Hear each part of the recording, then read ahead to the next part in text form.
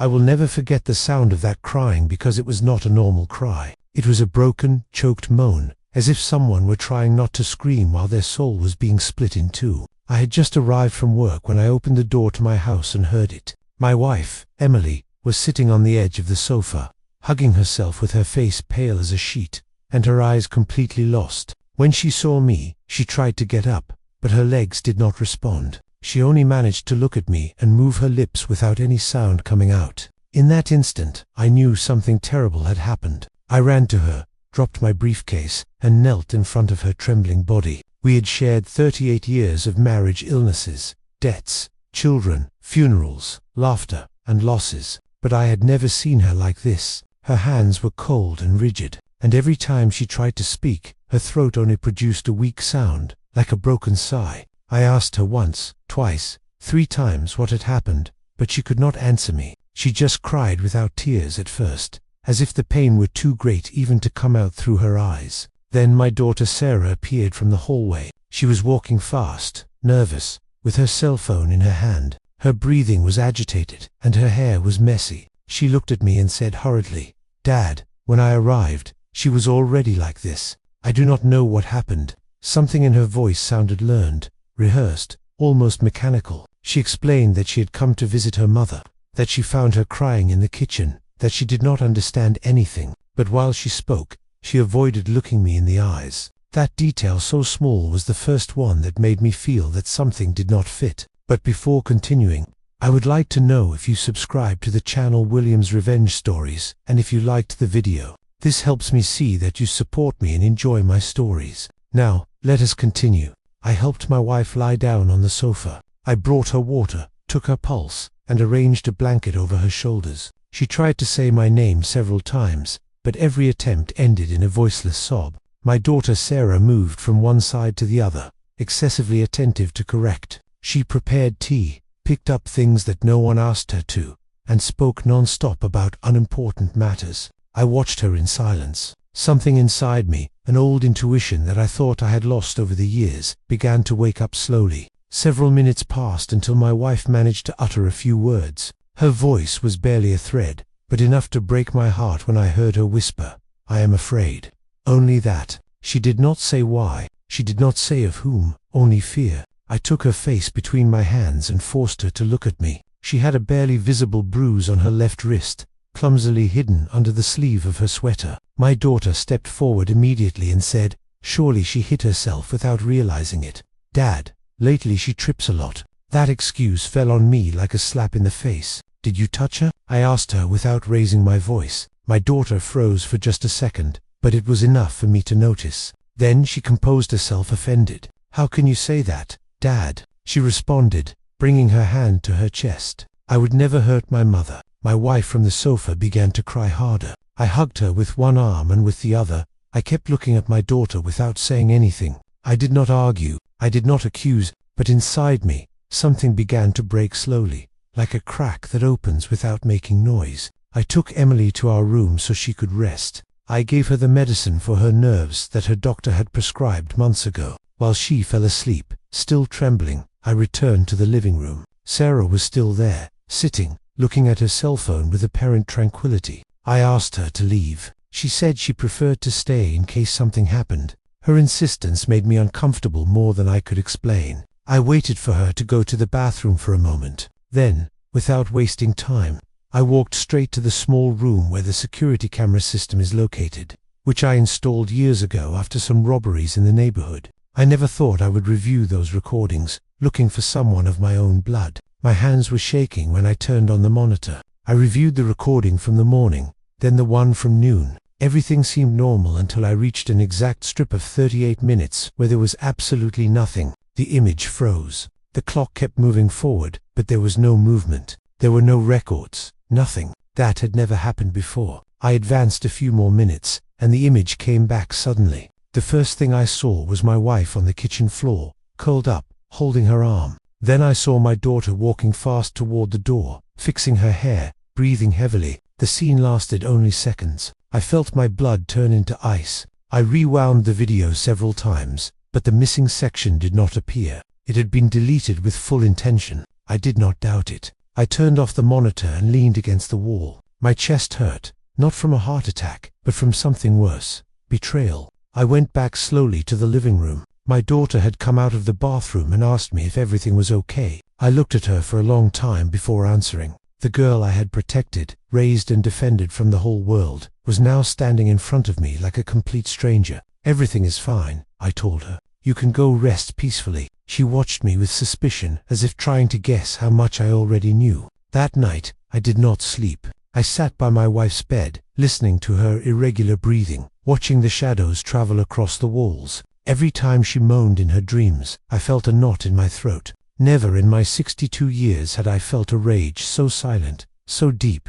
so dangerous. At 3 o'clock in the morning, my wife opened her eyes. She stared at me. This time she did manage to speak very slowly, as if every word cost her a piece of life. "Do not trust her," she whispered. I brought my face close to hers. "Tell me what happened," I asked her. Her lips trembled. "She forced me," she said. "She pushed me, she screamed at me. I did not want to sign. That word lit a brutal alarm in my mind. Sign went softly from outside. "Dad, is everything okay?" My wife went mute. Terror took over her face again. I squeezed her hand tightly. "Yes," I answered. "Everything is okay." My daughter left. I looked at my wife again. Tears were now running uncontrollably down her cheeks. "Tomorrow, I will tell you everything," she murmured. "Now I am afraid. No one is going to touch you while I am alive," I promised her in a low voice. And while she went back to sleep, I made a decision that would change our lives forever. To pretend I knew nothing until I found the complete truth. Because what had happened in those 38 minutes, erased from the cameras, had not only destroyed the peace of my home, it had unleashed the worst betrayal a father can face. And this was just the beginning. At dawn, the house smelled of medicine, cold coffee, and old fear. My wife was still asleep with a frown, even in her sleep, as if her body did not dare to rest completely. I remained seated by her side until she opened her eyes. When she did, she looked at me with that tired tenderness that only shared years give. And for a moment, I thought everything had been a nightmare. But the bruise on her wrist was still there, dark, undeniable. "How do you feel?" I asked her in a low voice. "Tired," she responded in ashamed. That word hurt me more than any blow. "You have nothing to be ashamed of," I told her. "The one who should feel shame was not you."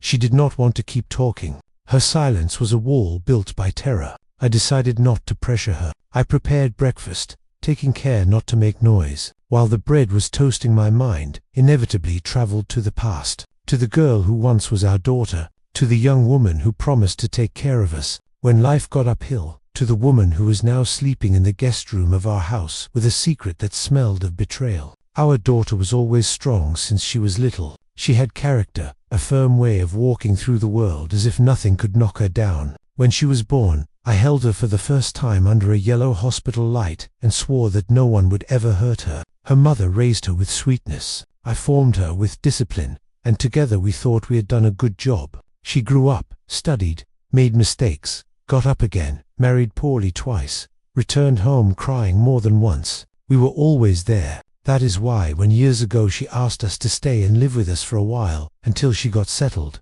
we did not hesitate. Her mother welcomed her with open arms. I nodded without asking too much. I thought she was a daughter looking for shelter. I never thought she would be a daughter looking for control. The first months were quiet. She cooked with her mother, accompanied her to the doctor, tidied the house. Little by little, she began to make decisions that no one asked her to. She changed schedules, rearranged furniture, controlled visits. "It is for your own good," she said. "You two are already old." I attributed it to excessive care. Today, I understand that it was the beginning of something dark. While we were having breakfast, my wife barely touched her tea. Her hands shook, holding the cup. "She will arrive in an hour," she murmured suddenly. "Who's Sarah?" I felt a chill run down my back. "How do you know she left last night?"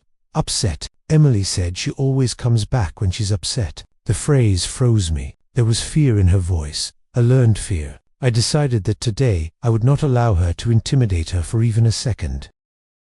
"You do not have to see her if you do not want to," I told her. "I will talk to her." "No," she whispered, clinging to the blanket. "If you do not face her today, she will do it later and it will be worse." I nodded. She was right. Silence had already done us enough damage. When the clock struck 10, I heard the sound of a car stopping in front of the house. My stomach contracted. My wife closed her eyes. I squeezed her hand and walked to the door with a calm I did not feel. I opened it. There she was, well-dressed, made up with precision, the phone in her hand, and a rehearsed smile on her lips. "Dad," she said, "how did Mom wake up?" "You tell me," I answered. "You were with her when it all started." For the first time, her smile fell apart a little. She entered without asking for permission, as she had always done. She walked to the kitchen, left her purse on the table, and began preparing coffee as if nothing were different. "Dad, do not exaggerate," she said. "Mum got nervous over a silly thing." "A silly thing does not leave bruises," I replied. She turned slowly, her eyes hardened. "What are you talking about?" "About her wrist." Silence fell between us like a slab. She took a deep breath, controlling her irritation. "Dad, Mom is clumsy. She always hits herself on the furniture." 38 years living with her, I answered, and I never saw a hit like that. My daughter held my gaze. For an instant, I saw in her eyes the girl who asked for forgiveness when she lied. But that girl was no longer there. She was replaced by a woman who knew how to fake very well. "If you came to argue, I better go," she said, taking her purse. "Not yet," I responded firmly. "I want to talk about the papers you made her sign yesterday." Her hand stopped dead. She looked at me with open eyes without blinking. "What papers? Do not pretend," I replied. "My wife said that word last night half asleep. Sin." She let out a short laugh. "Dad, you were stressed. It was just a bank document, nothing more." Why then was she crying as if she were being killed? Her expression changed. This time she did not compose herself immediately. "Because she is weak," she responded finally. "Because she no longer understands how the world works. Someone has to take charge of things. Take charge or take ownership." I asked her. She took a step toward me. "Watch your words. Watch your actions," I replied. My wife appeared at the bedroom door, pale, trembling. Sarah saw her, and for a second control escaped her face. "Mum," she said with a fake sweetness, "Dad is confused. I told you this would happen if you did not take your medicine." My wife lowered her gaze like a guilty child. "Do not lie," I said. "No one here is confused." My daughter exploded. "You two are no longer capable of handling your things," she shouted. "I am trying to save what little you have left before you lose it all." "The only thing we are losing is you," I answered, and in that instant, I knew it was no longer a family discussion. It was a war for the soul of my home. After that argument, the air in the house became unbreathable. My daughter walked from one side to the other with short, nervous steps, like a caged beast. My wife remained standing by the bedroom door, not daring to enter or leave. Trapped between fear and guilt, I felt like a stranger in my own home, as if every piece of furniture, every wall, every object had changed owners without me noticing. Sarah was the first to break the silence. "Dad, I just want to help you," she said with a softer tone. "But you are not doing your part. Help is not imposed with blows or shouting," I responded, "and even less with lies." She pressed her lips together, containing her rage. "You do not understand the danger you are in," she insisted. "If we do not sign soon, everything you have can be lost." "Lost to whom?" I asked. She did not answer. She limited herself to taking her purse and walking toward the door. "I am going to come back later," she said, "when you are calmer." Upon leaving, she did not slam the door. She closed the door with disturbing care. That gesture shook me more than any scream. Her calm was fake, built on a dangerous intention. My wife began to cry in silence. I hugged her. I felt her small body trembling against mine. "You should not have confronted her like that," she whispered. "Now she will be worse. Worse than what she already did." "No," I answered with a knot in my throat, "but I can no longer keep quiet." I took her to the sofa and sat beside her. Her hands were freezing. "Tell me," I asked her. "Everything from the beginning." She shook her head slowly. "No, not now. If I say it out loud, it will be real." "It is already real, my love," I said. "And as long as you keep it, she will continue to have power over you." My wife closed her eyes. Tears slid down her cheeks slowly. "It started months ago," she whispered, "first with words, then with screams, then with threats. She told me that you were old, that soon you would not be able to decide anything, that I had to sign to protect you. I did not understand anything. Every time I asked, she got upset." "What did she want you to sign?" I asked. "House papers, bank papers, powers of attorney," she said. "She said it was for your own good." I felt a frozen void in my chest. "You never told me anything," I murmured, "because she forbade me to do it." She confessed. "She told me that if I spoke to you, you would get angry with me and I would end up alone, and I was afraid." There was the truth, the oldest weapon of all fear. "When did she hit you?" I asked with a broken voice. Emily hesitated. "Yesterday, when I refused to sign this time, my breathing became heavy." "Where in the kitchen?" she said. She pushed me against the table. I fell. She squeezed my wrist so I would sign. I screamed, but she covered my mouth. The image went through me like a dagger. I had to stand up so as not to lose control. And then she started crying as if I had done something to her. She sobbed. She said you would not believe me. Then I heard the door. You were already arriving. My heart beat with fury. "That is why when I entered you were already crying," I said. She nodded, broken. "She told me that if I spoke, she would make you look like a senile old man in front of everyone." I felt nausea. "That is not going to happen again." I swore to her. "I promise you." I helped my wife lie down for a while. When she fell asleep from exhaustion,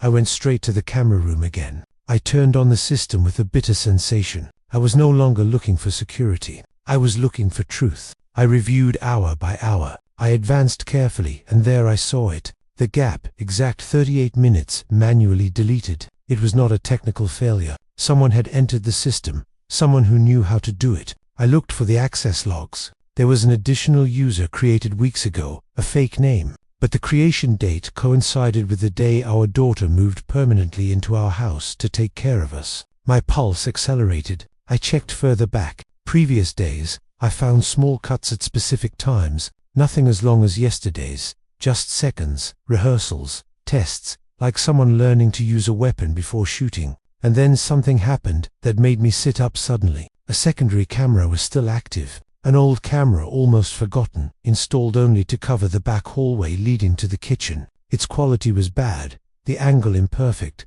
but it was recording. I looked for the exact time of the attack. My hands were sweating. I advanced second by second, and I saw her. I saw my wife from behind washing a plate. I saw my daughter enter slowly. She closed the door. She walked slowly. She said something I could not hear. My wife turned. She shook her head several times. She seemed to plead. Then Sarah took her by the arm with force. My wife resisted. She pushed her against the table. My wife fell to the floor, and I had to cover my mouth not to scream when I saw her own fingers squeezing the fragile wrist of the woman I had loved all my life. Then she forced her to sign. Then she let her go. Then in front of the camera, my daughter began to cry, as if she were the victim. I remained motionless. The world spun around me. I do not remember how much time I spent watching that scene over and over again. The only thing I know is that something died inside me in that dark room. When I finally turned off the monitor, my knees no longer supported me. I sat on the floor.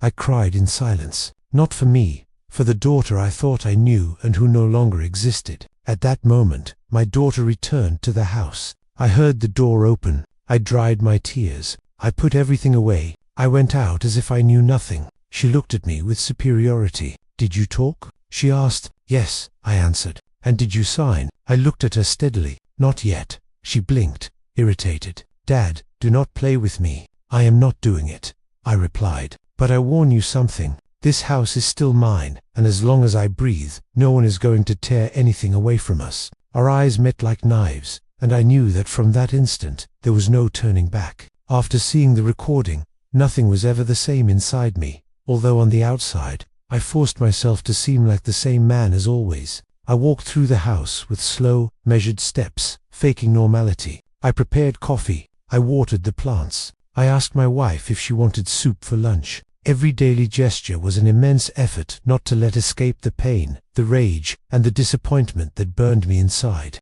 Sarah moved through the house, as if she were already its owner. She opened drawers, checked papers, made calls in a low voice from the patio. I watched her without her noticing, as one observes a stranger invading sacred territory. I no longer saw the girl I had taken by the hand to school. I saw a woman capable of hitting her own mother without her pulse trembling. And my wife, on the other hand, was different. She walked with her gaze down her shoulders, shrugged as if every step were a weight. She only dared to look at me when my daughter was not around. And in those brief moments, in the shared silence, we spoke with our eyes.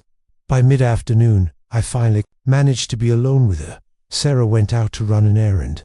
As soon as I heard the door slam, I approached my wife. She was sitting by the window, looking toward the street like someone waiting for something she does not want to arrive. Now, yes, I told her in a very low voice. Now you can tell me everything. She took a deep breath, like someone diving underwater before an abyss. I saw it in your eyes this morning, she whispered. You already know.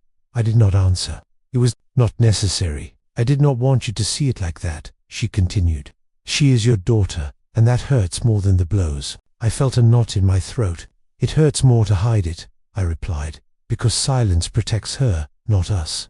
My wife squeezed her hands on her lap. She told me that if I spoke, you would die of shame, that no one would believe that her own daughter was capable of something like that. She said I looked like a crazy old woman, that I would end up in an asylum. My heart broke into 1,000 pieces hearing those words. She manipulated you with fear, I said, and that is also violence. She nodded slowly. She made me sign several times. She confessed. First small documents, authorizations, then bank papers. Yesterday was different. Yesterday was a power of attorney. Everything. I felt I was handing over my life, and also yours. My hands began to tremble. Do you know where those papers are now? In her purse, she whispered. She always keeps them there as if she feared we would take them away.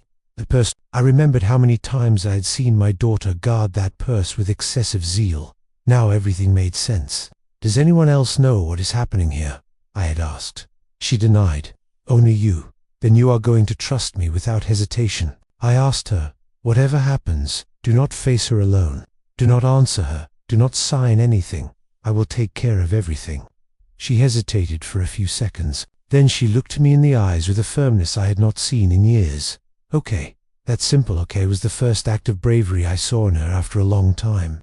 When my daughter returned, she brought a box of fast food as if nothing had happened. She smiled. She talked about trivialities. She sat down to eat in front of us without asking if we were hungry. I watched her without missing a detail. Every movement, every gesture, every word. She was sure of herself. Too sure. Tomorrow we should go to the bank, she said suddenly, looking at her mother. We need to solve the issue once and for all. My wife lowered her gaze. I do not feel well, she responded in a low voice. Not today. Sarah wrested the silverware with force. This cannot wait, she replied. Dad is not up to dealing with these things either. I can decide for myself, I said calmly.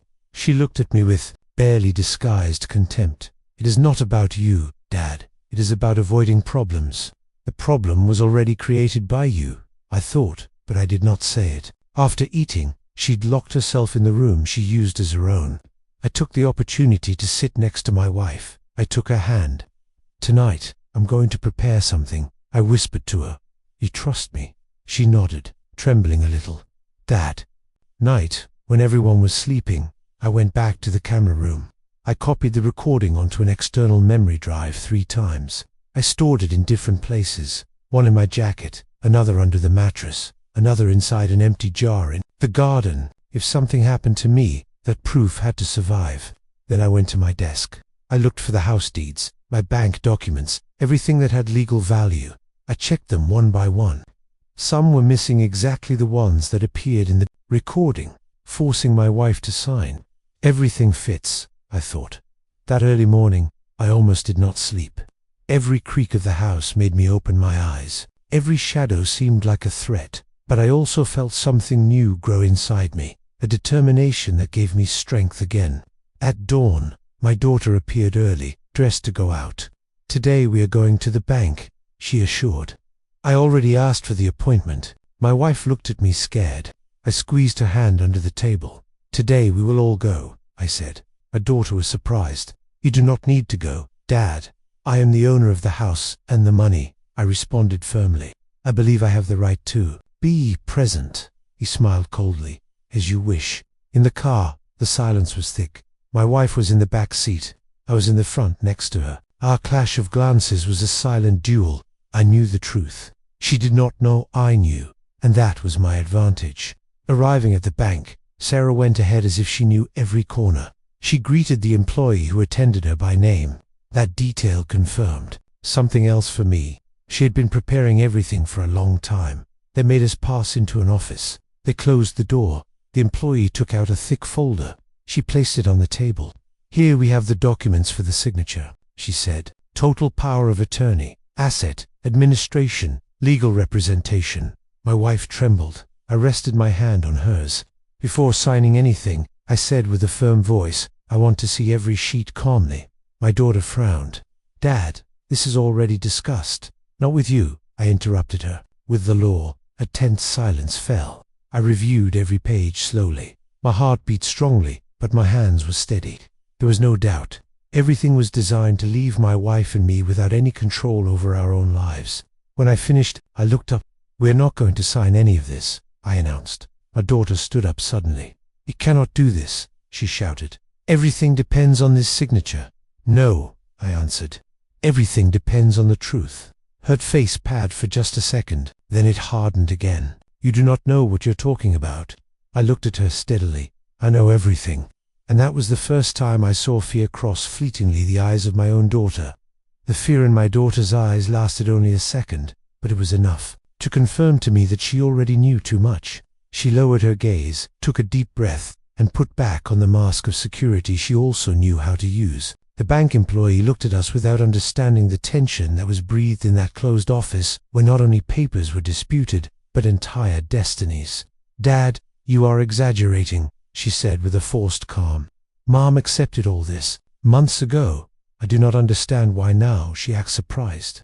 My wife shuddered beside me. I squeezed her hand tighter. She accepted under pressure, I responded, and that invalidates any signature. The bank employee frowned, uncomfortable. Sir, if there is any family conflict, perhaps you should resolve it outside the institution. No, I interrupted her. We're going to be resolved right here. I looked directly at my daughter. Tell her the truth, I ordered her. Tell her now. She let out a nervous laugh, brief, almost hysterical. The truth about what, Dad? About the blows. The silence was so heavy it seemed it could be cut with a knife. My wife let out a choked moan. The bank employee opened her eyes with horror. My daughter took a step back. Are you crazy? She whispered. What kind of lie is that? Then happened what I will never forget. My wife slowly let go of my hand, stood up trembling from head to toe. For the first time, she did not lower her gaze. For the first time in months, she raised her head with dignity. Do not lie anymore, she said with a broken voice. You pushed me? You squeezed my wrist. You screamed at me. You forced me to sign, and now you want me to do it again. Sarah turned pale. For an instant, she looked like a child trapped in her own lie. Mom, you're confused. No, she shouted with a strength. I thought, lost, confused I was when I thought you were taking care of me. Now I know you only wanted to keep everything. The bank employee got up from her seat. Sir and Madame, this is very serious. If there was violence, we must report it immediately. My daughter reacted suddenly desperate. No, she exclaimed. This is a misunderstanding. My father is influencing my mother. He was always like that. I took a step forward. Enough. I slowly took the external memory drive out of my jacket pocket and placed it on the table. Here is what happened in the kitchen, I said with a firm voice. Everything was recorded. My daughter recoiled as if she had been hit.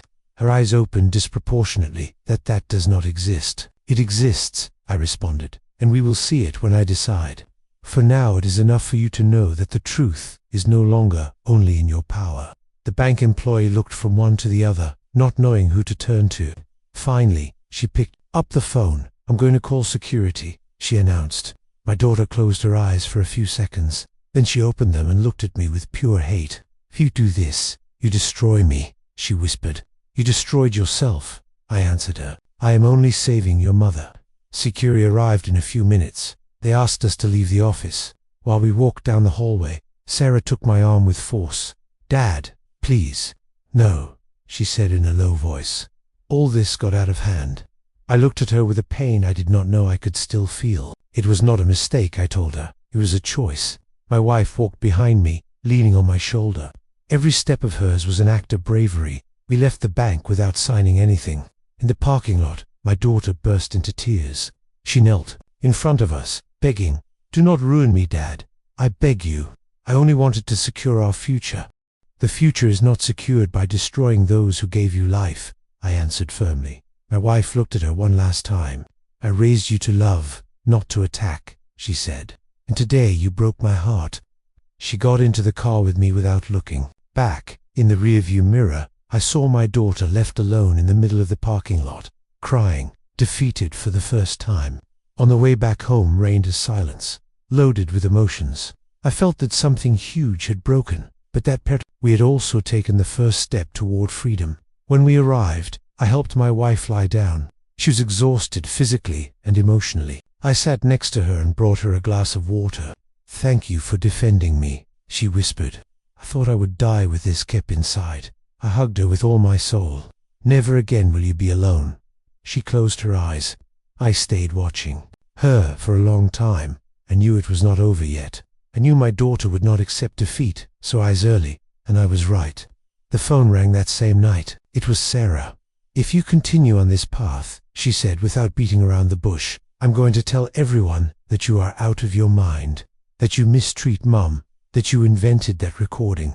"Do it," I responded. "The truth does not break." With lies she hung up without saying more. Before continuing, tell me here in the comments what you are thinking of this story so far and what you would do in her place. Do not leave the video because what comes next will give you goosebumps. That same night, while everyone was sleeping, I heard noises in the patio. I got up in silence and looked through the window. I saw the silhouette of a woman near the fence. My daughter. She was trying to enter without making noise. I took the phone and recorded. I saw her force the lock of the outdoor shed, where we keep tools. I saw her search drawers, look for something. I knew perfectly what my documents, the memory drive, any proof. I did not go out. I did not stop her. I let her act. When she realized she would find nothing, she fled. The next day, my wife woke up with new messages from her daughter. Insults, threats, pleas, promises. A whirlwind of manipulation that confirmed everything I already knew. Then, I took the definitive decision. I kept all the evidence. I called a lawyer, and for the first time in my life, I understood that too. Save who you love. Sometimes you must face the monster you yourself helped raise. The war was no longer silent. It had begun. That day, after my daughter's attempt to enter the patio, the silence of the house was no longer a refuge, but a territory of surveillance. Every noise, every shadow, every vibration of the cell phone made my heart race. My wife did not stop shaking all morning. I feigned calm on the outside, but inside my mind did not stop. I knew we were no longer a family in conflict. We were two elderly people trapped in a dangerous game where betrayal bore our own last name. When my wife finished breakfast, I helped her sit on the sofa. I offered her medicine. Her hands were shaking so much, I had to hold the glass for her. "Will she come again today?" she asked me in a whisper. "Maybe," I responded, "but today we are no longer defenseless." She did not ask what I referred to. She knew something had changed inside me, and she also knew that change was irrevocable. I waited for her to fall asleep. Then I went straight to my desk. I took out the memory drive with the recording, connected it to the computer, and played again the scene I carried engraved in my mind. But that now I needed to register with absolute clarity for the path that was about to begin. Seeing it a second time was harder than the first. There was my wife from behind. There was my daughter entering with that determined step. I saw when she took her by the arm. I saw when she pushed her. I saw when my wife tried to protect herself with her hands. I saw when she forced her to sign. I saw when she faked the crying. Every second went through me like a slow stabbing. I did not turn off the video until the end. I needed to record every gesture in my memory, because that image would be the compass of everything I did from then on. I copied the file onto 2 more memory drives. One I hid inside the toilet tank in a sealed plastic bag. The other I put inside an old accounting book that no one had touched for years. The original I carried always with me inside the lining of my jacket. I knew my daughter would not stop. I knew she would return. And I also knew that every move of hers could become her own sentence if I was patient enough. That same day in the afternoon, my daughter called. "Dad," she said with a voice more docile than normal. "I want to talk properly with you too, without shouting, without drama." "You can come," I responded. "But with respect. I always respect you," she answered with a fake laugh. I hung up without arguing. She arrived at sunset. She brought a bag with fruit, as if she wanted to pretend that a normality still existed between us. My wife became rigid as soon as she saw her. I stepped forward. "Mom is tired."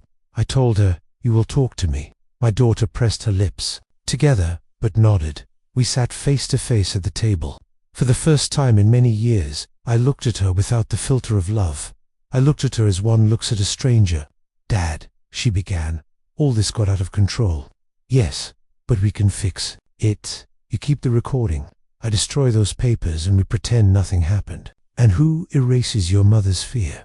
I asked. She lowered her gaze. It was a moment of anger, nothing more. "No," I responded. "It was violence, and violence is not a mistake. It is a decision." My daughter got up from the chair.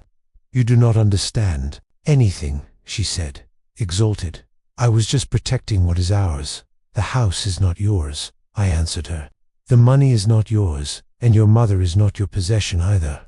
Hate returned to her eyes. "Sooner or later, you will lose everything." She spat. "You are old, Dad. The world is no longer for you."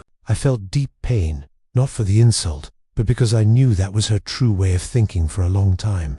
"If that is the world you built," I told her, "I prefer to stay out of it." She approached me dangerously. "What are you going to do?" she whispered. "Denounce me. Put me in jail." "I am going to do justice," I responded calmly, "even if that breaks my soul." She held my gaze for a few seconds. Then she turned abruptly and left, without saying goodbye. My wife cried when I closed the door. "Is she going to hurt us?" she asked with a broken voice. I hugged her tight. She could no longer, but I knew that although she could not touch us physically again with the same ease, she still had resources, lies, contacts, and a dangerous rage. That night, we slept with the living room light on. The next day, I received a notification from the bank. Someone had tried again to schedule an appointment using my wife's data. That person was, of course, our daughter. She did not call her. She did not scream at me. She went to the next level. Then I understood that it was no longer enough to wait for her to make more mistakes. I had to bring her closer to the exact place where she herself would expose herself. Completely. And for that, I needed something more than evidence. I needed witnesses. I called my younger brother. We had not spoken of deep family matters for years. "I need you to come home," I told him, "and bring a trusted lawyer." "What happened?" he asked, alarmed. "Our daughter crossed a line that has no return." He kept silent for a few seconds. "I am coming immediately." I hung up, feeling a huge weight on my chest that would no longer be resolved, only between four walls. Now the full last name would be exposed. That afternoon, while I waited for my brother, I went to the camera room for the last time in calm. I reviewed all the deleted files. I looked for traces. I found something else. Several recent external connections, unknown addresses. Someone had accessed the system from outside the house. My daughter was not alone in this. That discovery froze my blood. She not only wanted our house, she had built something bigger, something dirty, something that now began to come to light. My brother arrived at nightfall, accompanied by a young, serious lawyer with a firm gaze. I told them everything without omitting a single detail. I showed the recording. My brother brought his hands to his face, seeing his niece hitting his sister. "A lie. This is extremely serious," said the lawyer. "We have a clear criminal case." My wife listened from the sofa, crying in silence. "What will happen to her?" she asked. "With guilt," the lawyer was honest. "It will depend on what happens from here on out. But this is no longer just a family conflict. This is a crime." My brother took me by the shoulder. "You did well not to keep quiet this time." I nodded, although inside I felt devastated. That same night, we made the first legal decision, and I knew that what would come next could no longer be stopped, because when justice begins to walk, no one can push it. You go back. The day after my brother and the lawyer's visit dawned with a grey sky that seemed to reflect exactly what I carried inside. My wife did not want to get out of bed. Her eyes were swollen from crying so much, and her body exhausted from weeks of accumulated tension. I did not force her. I prepared a hot infusion and sat by her side. "None of this is your fault," I told her. "Nothing." She squeezed my fingers weakly. "She is my daughter," she whispered. "I brought her into the world." "And I too," I responded. "But bringing someone into the world does not mean allowing them to destroy others." She remained silent. Her crying was softer now, as if at least a part of the weight had started to release. At 10 o'clock in the morning, I met again with my brother and the lawyer in the downtown library. I carried with me the main memory drive hidden in the lining of my jacket. The lawyer arranged the documents carefully, while I narrated every detail with precision. "We have proof of aggression, coercion, document forgery, and attempted asset stripping," he said finally. "But for the case to be solid and not turn into a simple conflict of word against word, we need her to act again, to expose herself." "You mean I have to provoke her?" I asked. "Not provoke," he responded. "Let her believe she still has options." My brother frowned. "That is dangerous." "Yes," said the lawyer, "but it is also the most effective way to bring down someone who believes they have control." I understood it immediately. My daughter would not give up easily. She was used to manipulating, to moving in the shadows, to always getting her way. If she felt she had lost everything, she would make mistakes, and those mistakes would be her own sentence. "I will talk to her," I said. "I will make her believe I am willing to negotiate." The lawyer nodded, but no direct confrontations. He warned, everything must remain recorded. Clear words, explicit intentions. That same day, in the afternoon, I called her. "Daughter," I told her, with a tone that I myself forced to sound tired. "We need to talk." Her voice sounded contained on the other end of the line. "For what?" "To end this once and for all. I am tired. Your mother is sick. I no longer have the strength to fight with you." There was a brief silence. I could imagine perfectly her mind working. "And what do you propose?" she asked. Finally, "Come tomorrow afternoon. No shouting, no threats, just you and me." "Will Mom be there too?" "No," I responded. "She is very bad. This time it will just be you and me." She accepted. Her voice sounded victorious, although she tried to hide it. "Okay, Dad. Let us talk like adults." When I hung up, my hands were shaking, not from fear, from anticipation. The plan was in motion. That night, I explained everything to my wife delicately. At first, she resisted. "I'm afraid she will do something to you again," she said, "or that she will hurt me again." "She will not be able to," I responded firmly. "We will be prepared. Everything will be recorded, and this time there will be no deleted cameras." She accepted reluctantly. In her eyes, I saw the terror of a mother, faced with her own child, but I also saw something new, a deep need for justice. The next day, I prepared the house in a special way. I placed 2 hidden recorders, one on the dining room shelf, another under the armchair cushion. I activated the secondary camera without it being noticed. I left the main memory drive in the inside pocket of my jacket, always with me. At 4 in the afternoon, I saw her arrive through the window. She got out of the car with a sure step. She knocked once, firm. I opened. "Dad," she said with a fake smile, "can we fix this?" "Come in," I responded. She entered as if nothing had happened. She observed the living room carefully, surely looking for signs, cameras, witnesses, but the house seemed quiet, too quiet. We sat face to face. "Tell me what you want," I said. My daughter crossed her arms. "I want you to destroy that recording and for us to sign the papers without more scandals. In an exchange, I take care of you," she responded. "Of the doctors, the bills, you will live peacefully without worries or without rights." I asked. She narrowed her eyes. "Dad, you are an old man. Time does not favor you. I do not want you to end up in a bed forgotten without anyone attending to you." "And that sounds more like a threat than a promise," I responded. She rested her hands on the table and leaned toward me. "Call it what you want, but you know I can make it reality."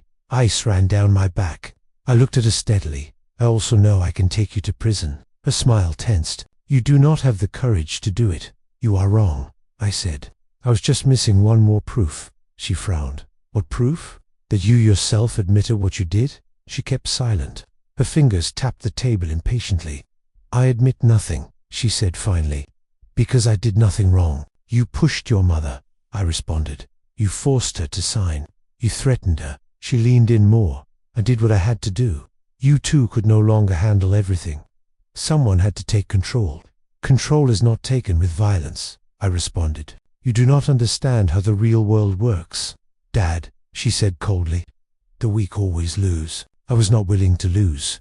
Her frankness pierced my chest. Those words were her true confession, even if she did not know it.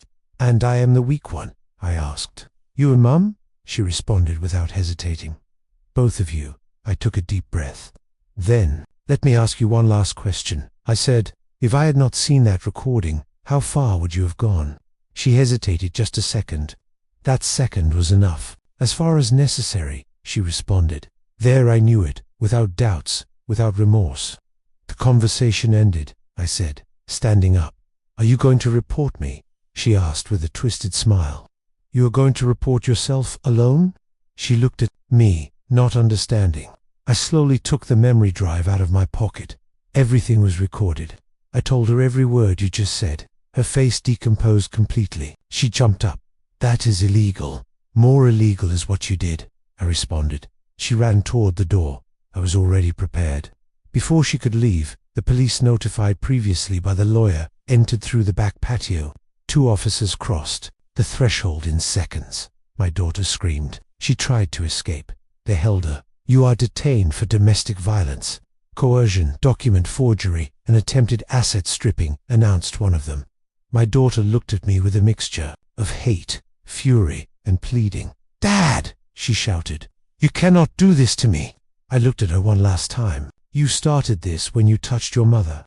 They took her away screaming. I let myself fall into the chair, and I knew the worst was yet to come. The sound of sirens moving away with my daughter inside the patrol car remained suspended in the air like an echo impossible to erase.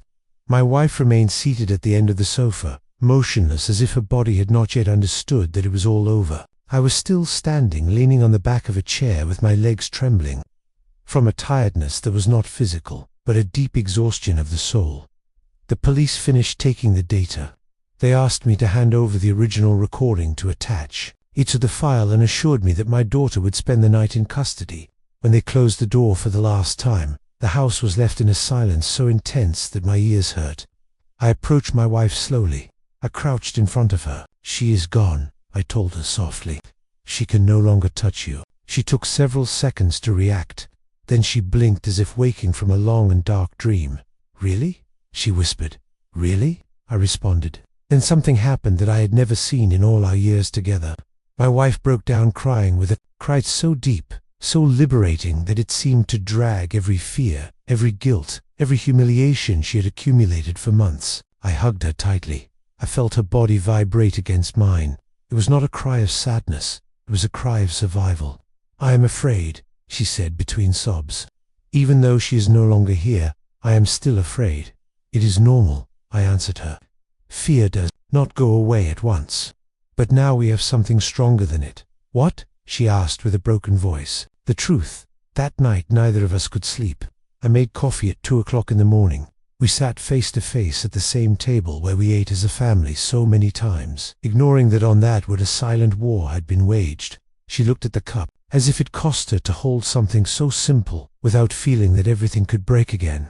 I never thought a daughter could do that, she murmured. I carried her 9 months inside me, and even so, I said with a knot in my throat, she chose the darkest path. My wife took a deep breath. Maybe we failed in something, you and I. Maybe I responded. But there is a truth we cannot keep carrying on our shoulders. Every person is responsible for their acts, even children.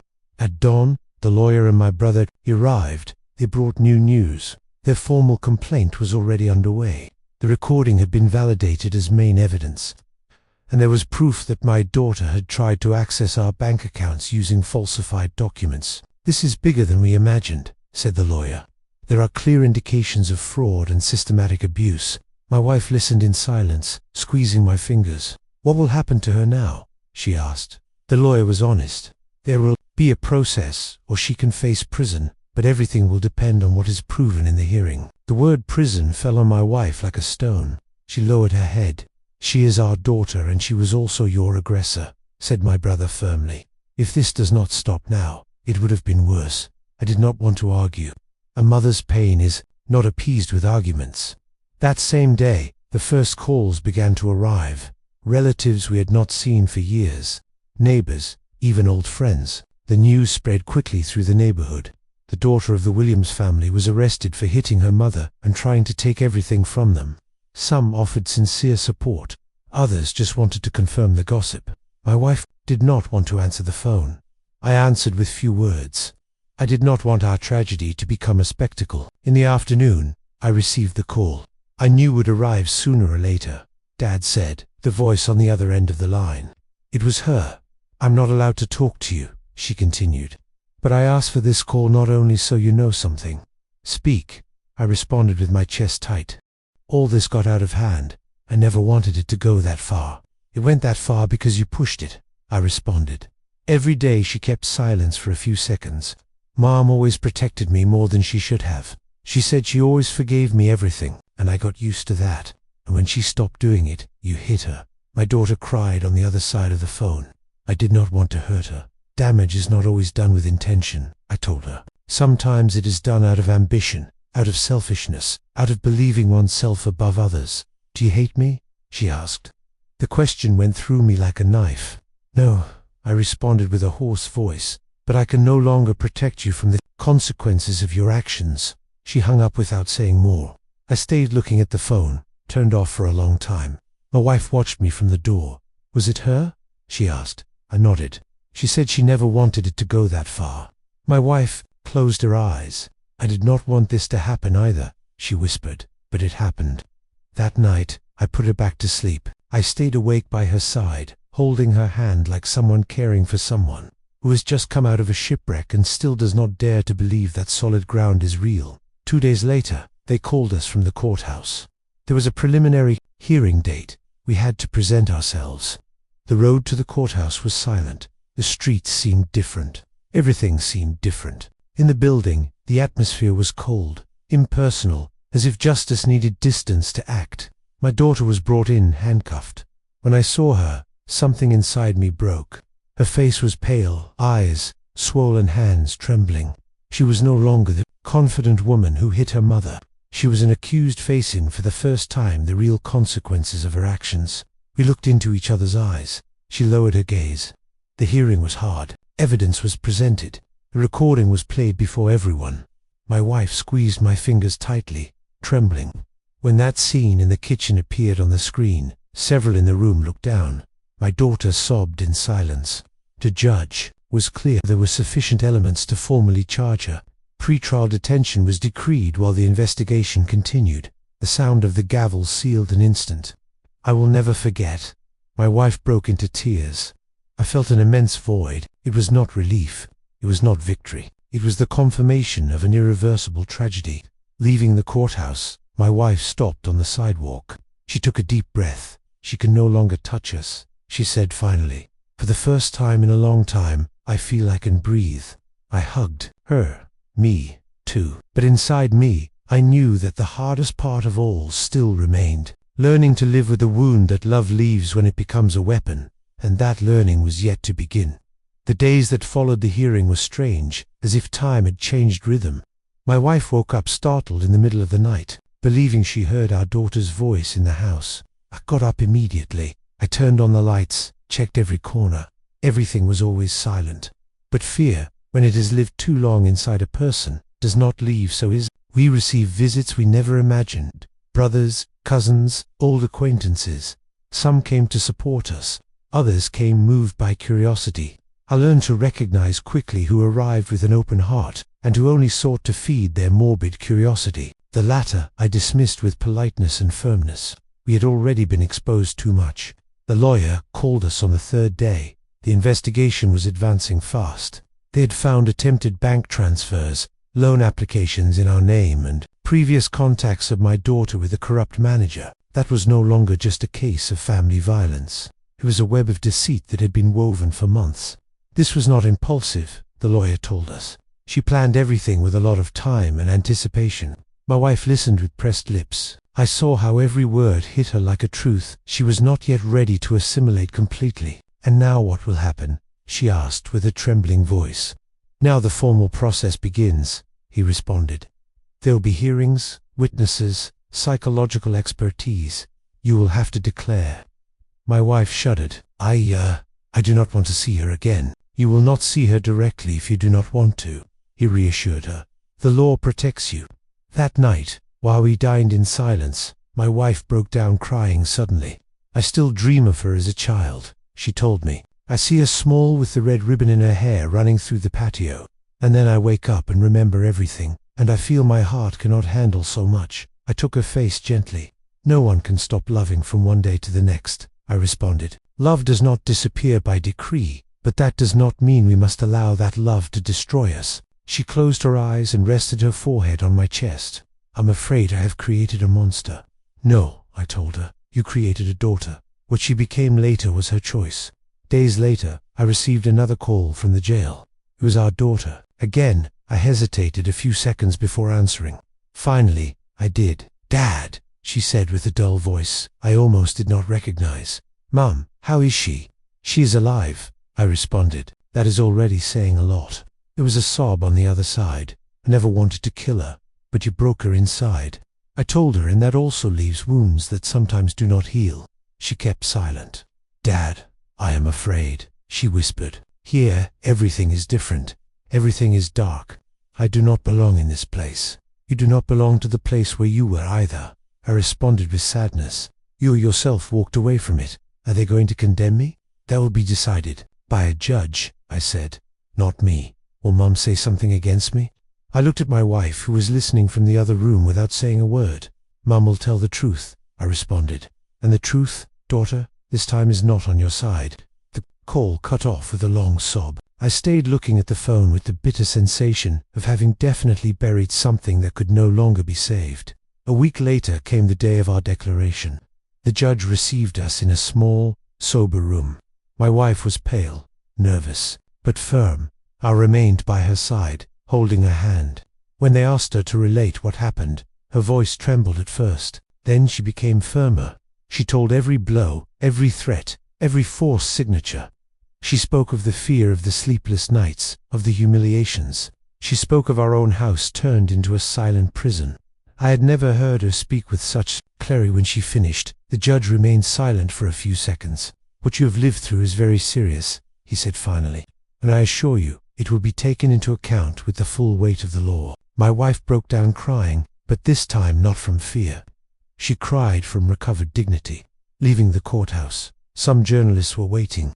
I placed my body in front of her, protecting her from the cameras, as I had done so many times in our life against other simpler dangers. "My wife needs peace, not attention," I said firmly. "Respect that." He left in silence. With the passing of days, reactions began to arrive from people I never imagined would take sides. Some aunts to our daughter, saying we were exaggerating, that pressure had led her to make mistakes, that all families have problems. But others, many more, supported us, neighbors, friends of years, people who had noticed changes in my wife and never dared to ask. My brother stayed several days with us. He helped us organize papers, block accounts, cancel false documents. Little by little, the sensation of threat was receding. The house returned to feeling slowly like a home, until one afternoon a letter arrived from the courthouse. My wife looked at me nervous seeing it. "Open it you?" she asked me. I did it with firm hands. It was the formal request for expanded testimony. Our daughter had decided to defend herself, alleging that my wife was psychologically altered and that I had manipulated her to take revenge for old grudges. My wife brought her hand to her chest. "You see," she whispered, "she still wants to destroy us." I hugged her tightly. "She can no longer," I told her. "Now the truth speaks, and the truth does not need to shout to impose itself." The trial began weeks later. Who declared? The experts spoke. The evidence was shown over and over again. My daughter from the stand avoided looking at us. When she did, it was only to stick a look full of reproach at me. I held it without blinking because she could no longer hurt me. Days later, the provisional resolution arrived. Prolonged pre-trial detention due to flight risk, and preventive embargo of any document she had managed to sign fraudulently. My wife collapsed on the sofa when she heard the news. "She could no longer take anything from us," she murmured. "She never could," I responded. "She only believed she did." That night we had dinner in calm for the first time in a long time. The house was silent, but it was no longer a silence of fear. It was a silence of tiredness, of mourning, and of accepting a reality we never imagined living. Before sleeping, my wife took my hand. If I were born again, she told me I would do everything differently, except one thing. What thing? Choosing you again? My eyes moistened because although our family had been broken by blood betrayal, the love between us two was still intact, and that in the middle of so much darkness remained a small victory. The day the final sentence was dictated dawned grey, as if the sky also doubted, showing itself luminous before what was about to happen. My wife got up early in silence with slow movements, as if her body knew that day would mark an end that would have no turning back. I watched her from the bedroom door, trying not to show the storm I carried inside. We had waited for that moment for weeks, but being close to something does not make it lighter. Sometimes it makes it even heavier. We prepared without saying almost a word. I served her coffee. She barely tasted it. Leaving the house, she looked one last time towards the interior, as if she feared not recognizing herself in that place after what would come. I took her hand tightly. We did not need to speak to know that we both felt the same: fear, guilt, sadness, and a small hope for peace. The courthouse was full. The air was tense, loaded with whispers.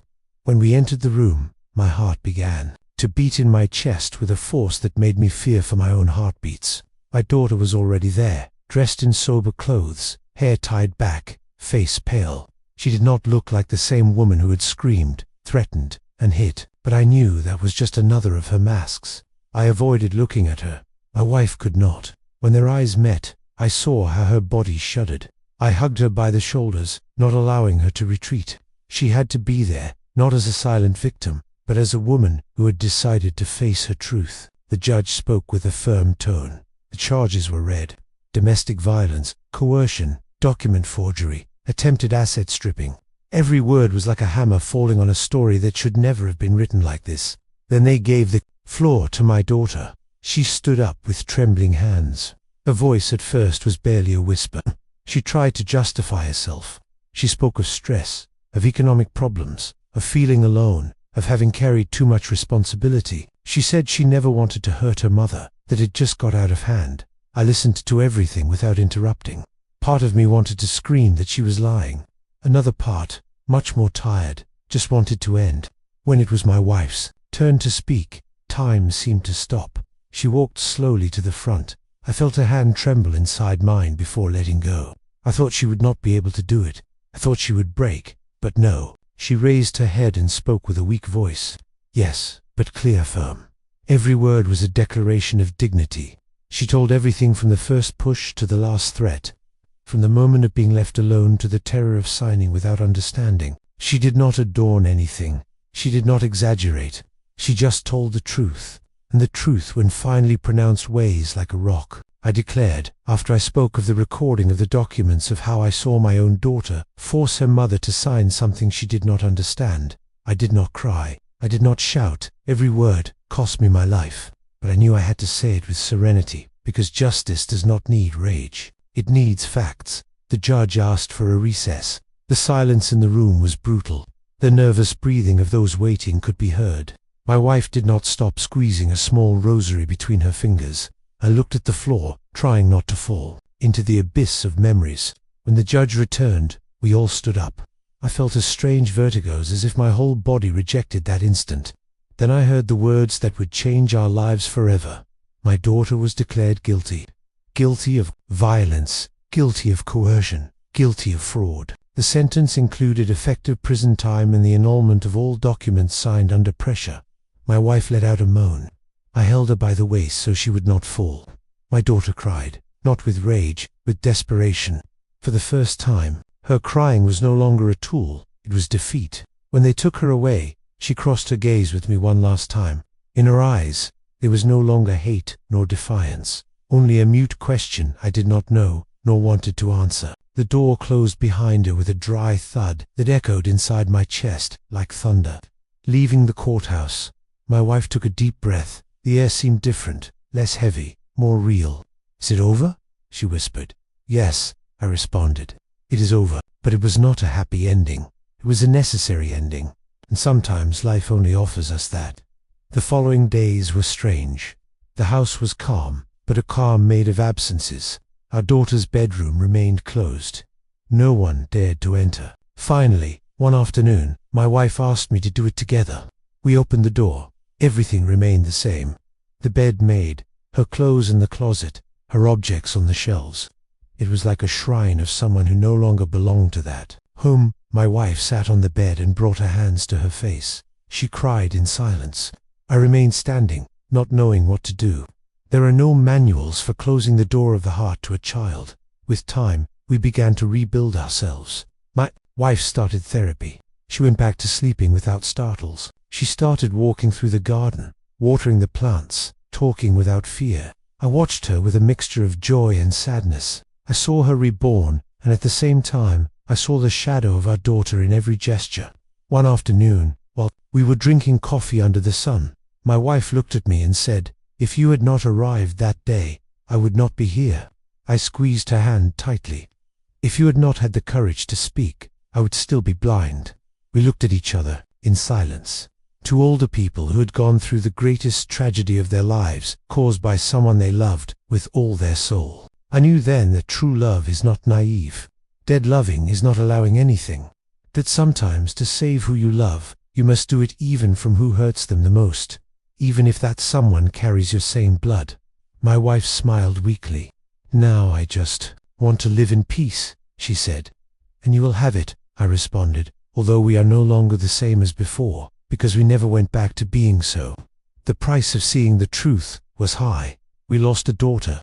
We lost an illusion. We lost the idea of a perfect family, but we did not lose the most important thing: life, dignity, and the light we still had left. And so in that small garden where so many times the three of us had laughed, my wife and I understood that love, when it stops being blind, hurts, but also liberates. Some months have passed since that day in the courthouse. Today the house smells of coffee in the mornings and freshly toasted bread again. My wife walks more upright, sleeps without startles, and sometimes even hums old songs again while watering the garden plants. I watch her in silence, thinking every small gesture we took for granted before. It has not been easy.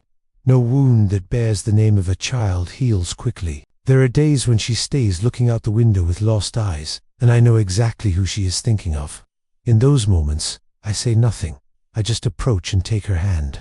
We already learned that there are pains that are not cured with words, but with presence. Our daughter is serving her sentence. We have not seen her again.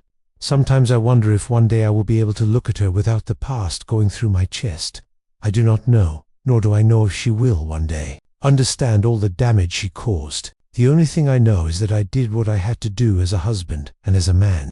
Today we live with less fear and with more truth.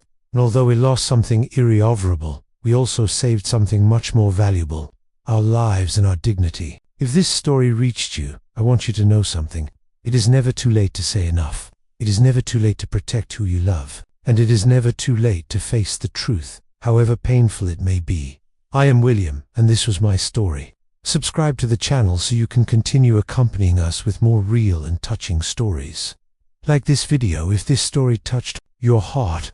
Leave us a comment telling us what you thought of this story, what you would have done in my place, and from which city you are watching us. I read every message. Your support gives us strength to continue telling stories that matter. Thank you for staying until the end. Thank you for listening. Thank you for not looking the other way.